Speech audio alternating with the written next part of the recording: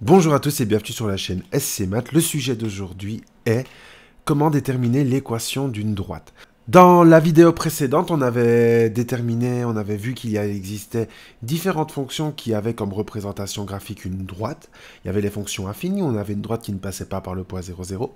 La fonction linéaire qui était une fonction dont le graphique était une droite qui passait par le point 0, 0. Et la fonction constante qui était une droite qui était parallèle à l'axe des x. Aujourd'hui, dans cette vidéo, on va voir comment faire pour déterminer l'équation de cette droite-là. Alors, on va imaginer différents cas de figure. Le premier cas de figure dont on va parler est lorsque on vous donne simplement le graphique. Comment, à l'aide du graphique, déterminer l'équation de la droite. Ensuite, comment, à l'aide d'un tableau de nombres, déterminer l'équation de la droite. Ou comment, à l'aide simplement de coordonnées de deux poids, déterminer l'équation de la droite.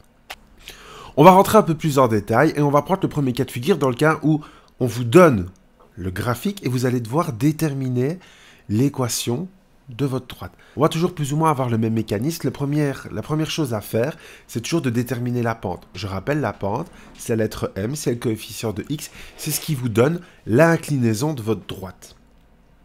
Ensuite, une fois qu'on a m, on va pouvoir trouver la valeur de p, c'est-à-dire l'ordonnée à l'origine, c'est-à-dire l'intersection avec l'axe des Y. Alors, comment déterminer la pente? Vous allez prendre sur votre droite deux points. Ces points-là ont des coordonnées particulières. Alors, on va regarder sur le plan comment est-ce qu'on va pouvoir, en décomposant le mouvement, donc sur votre droite, vos points, le mouvement, il est comme ceci, et on va décomposer le mouvement pour se rendre du premier point au deuxième point, d'abord horizontalement, ensuite verticalement. Alors moi, je vous conseille de prendre des points dont les coordonnées vont être entières, vont être des demi. C'est-à-dire qu'ils vont être à l'intersection de deux petits carrés sur votre quadrillage. Donc voilà, on voit que horizontalement, je me déplace de deux petits carrés, tandis que verticalement, je vais me déplacer de 4 petits carrés. Mais pour avoir la pente de la droite, pour avoir l'inclinaison, je vais faire le rapport entre l'accroissement vertical divisé par l'accroissement horizontal. Donc, on peut voir ici que verticalement, je me suis déplacé de 4 unités vers le haut, donc plus 4, tandis que horizontalement, je me suis déplacé de 2 unités. Et donc, qu'est-ce que je vais faire comme calcul? Le rapport entre l'accroissement vertical divisé par l'accroissement horizontal, 4 divisé par 2, je vais obtenir ici pour ma droite une pente de 2. Alors, maintenant qu'on a la pente, qu'on a la valeur de m, on va essayer de déterminer la valeur de P. P, je rappelle, c'était l'ordonnée d'origine, c'est l'intersection avec l'axe des Y. Mais je vais regarder l'endroit où ma fonction va couper l'axe des Y. Je vois ici que ma fonction coupe l'axe des Y en 3. La valeur de P est donc 3. On va vraiment regarder l'endroit où on va couper l'axe. La valeur de l'ordonnée, la valeur est 3. C'est ici la valeur de P.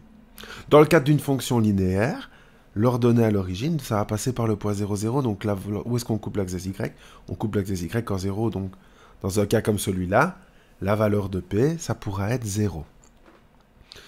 Donc voilà. Premier point qu'on a fait, c'est à l'aide du graphique, comment déterminer l'équation de la droite. On trouve la valeur de M ici qui était 2. On trouve la valeur de P qui est 3.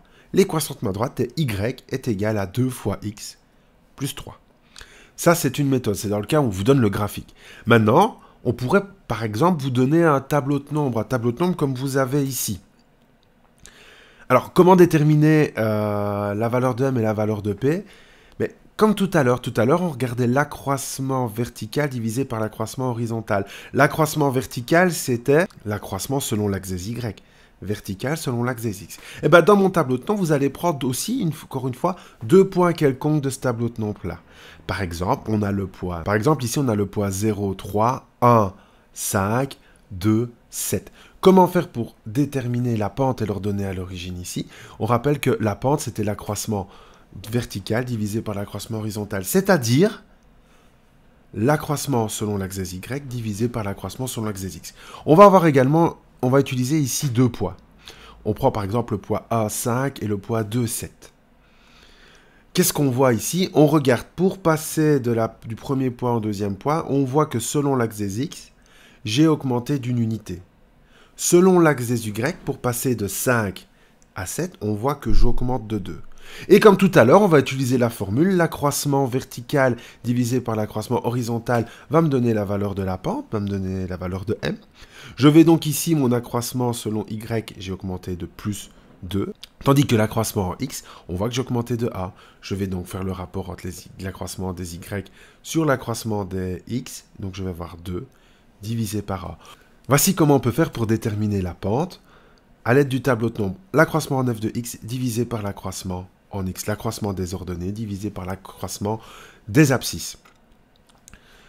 Comment faire pour trouver la valeur de P dans mon tableau de nombres lorsqu'on me le donne et que j'ai un tableau de nombres assez grand? Ben, la valeur de P, c'était l'intersection entre ma droite et l'axe des Y. C'est-à-dire, quand x valait 0, on regardait la valeur de Y qui correspond. Ben ici, on va faire la même chose. On va regarder lorsque x vaut 0, quelle est la valeur de Y qui correspond. Ici, je vois que lorsque x vaut 0 dans mon tableau de nombres, la valeur de Y qui correspond est 3. Ça veut dire que dans ce cas-ci, la valeur de P, la valeur de mon ordonnée à l'origine, c'est 3. Voilà comment déterminer encore une fois l'équation de droite. Donc ici, on a la même droite, mais qu'on l'a représentée simplement par un tableau de nombres, sans qu'on nous donne le graphique. M vaut donc 2, P vaut donc 3. On a donc l'équation de droite, Y égale 2x plus 3. Alors, tout à l'heure, on a parlé de la pente, on a parlé l'accroissement x divisé par l'accroissement en y. On était dans le cas où la fonction était croissante. Dans le cas où la fonction est décroissante, donc quand elle est croissante, on voit bien qu'on va passer d'un à l'autre, on avance de 2 unités, on augmente de 4. Tandis que lorsqu'on va avoir une droite décroissante, par exemple ici, la droite d'équation moins 2x plus 3, ben on voit que lorsque j'avance de 2 unités horizontalement, je diminue de 4 unités verticalement. J'ai donc diminué, c'est-à-dire je fais moins 4. Donc on a horizontalement un bond de plus 2, tandis que horizontalement, tout comme on descend dans un ascenseur, on descend de 4 petits carrés. On fait donc moins 4. La pente de cette droite est donc moins 4 divisé par 2, c'est-à-dire moins 2. La valeur de P, toujours l'intersection avec l'axe des Y, P vaut donc ici 3. Donc voilà. Maintenant, on va parler du cas où on vous donne les coordonnées de 2 poids. On a par exemple le poids A qui est A2, le poids B qui est 2, 3. Dans ce cas-ci, comment faire pour déterminer la valeur de M? On peut la représenter dans un tableau de nombres ou la représenter dans un graphique, la droite. On va pouvoir le retrouver plus particulièrement. On peut également utiliser l'accroissement vertical divisé par l'accroissement horizontal. On l'appelle aussi delta Y divisé par delta X, la pente. En gros, on fait la même chose que ce qu'on a fait précédemment. On regarde l'accroissement. Pour ce faire, je vais prendre les ordonnées de B moins les ordonnées de A. Ça va me donner l'accroissement en Y, que je vais diviser par les abscisses de B moins les abscisses de A. On a donc dans ce cas-ci 3 moins 2 en Y. En X, 2 moins A. On a donc une pente de A sur A, une pente de A. Comment trouver la valeur de P maintenant quand on a que les coordonnées 2 points ou lorsque dans mon tableau de nombres, on ne me donne pas la valeur si X vaut 0 que vaut Y, on ne peut pas te la trouver. Ben on va le faire également par petit calcul ici. À l'heure actuelle, ma droite avec les poids A et B, son équation c'est Y égale 1 fois X plus P. On connaît M mais on ne connaît pas P. Par contre, je connais les coordonnées du poids A qui sont A, 2 ou les coordonnées du poids B qui sont 2, 3. Ce qui se passe, c'est que vu que mon poids est la partie à la droite, il doit vérifier l'équation de la droite. C'est-à-dire, on doit avoir l'égalité de gauche qui est égale à l'égalité de droite. Ici, ça va nous permettre de trouver la valeur de P parce que vu qu'on est censé vérifier l'équation, je vais remplacer les coordonnées Y par exemple, on va prendre le poids A, Y par le Y de A, le X par le X de B. Mon équation va donc devenir 2 est égale à 1 fois 1 plus P. Vu qu'il appartient à la droite, il vérifie l'équation. Donc on a maintenant une équation du premier degré à une inconnue qu'on doit résoudre. Pour ce faire, on va faire 1 fois 1, 1. On fait passer le 1 de l'autre côté. Je fais 2 moins A égale P. J'ai P qui a une valeur de A. Donc en résolvant cette équation-là, 2 égale 1 fois 1 plus P. J'obtiens P qui est égal à A. On a donc trouvé la valeur de l'ordonnée à l'origine. Maintenant, B vérifie également l'équation de la droite. Donc, dans ce cas-là, en remplaçant B par les coordonnées, on va obtenir la même valeur de P vu qu'on a la même droite. On va essayer. Je remplace le Y par le Y de B qui vaut 3, le X par le X de A qui vaut 2. Je vais donc faire 3 est égal à 1 fois 2 plus P. Je passe le 2, 2 fois 1, ça fait 2. Je passe le 2 de l'autre côté, j'obtiens 3 moins 2 égale P. J'obtiens bien également comme réponse P est égal à A. On a donc pu déterminer la valeur de l'ordonnée à l'origine en remplaçant, une fois que j'ai obtenu la pente, les coordonnées de X et Y par les coordonnées d'un point par lequel je sais que ma droite passe. Voilà, on touche à la fin de cette vidéo. Ici, on voyait vraiment comment déterminer l'équation d'une droite dans les 3 cas de figure que vous pouvez rencontrer. Si on vous donne un graphique, si on vous donne un tableau de nombres, ou si on vous donne simplement les coordonnées de 2 points.